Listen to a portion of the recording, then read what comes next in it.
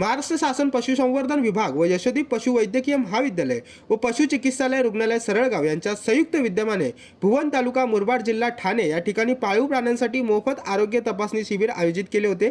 शिबिरामध्ये गुरांना मोफत उपचार व मोफत औषधे वाटप करण्यात आली। एकूण 104 गुरांवर यावेळी उपचार करण्यात आले।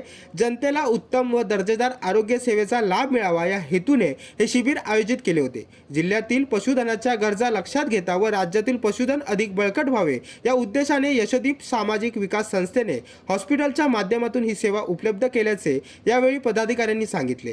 कार्यक्रमाप्रसंगी यशोदीप सामाजिक विकास संस्थेचे नानासाहेब येवले, किरण वायभट, आगाशे, पशुधन विकास अधिकारी डॉक्टर अमोल सरोदे, पशुधन पर्यवेक्षक doctor Kirpan, doctor Sanket Chavan, doctor Parth Katam, doctor Sheetal Munjewar, doctor Bhagyashree Kamble इत्यादी उपस्थित होते। जीवन शिंदे, जनशक्ती, मुरबाड।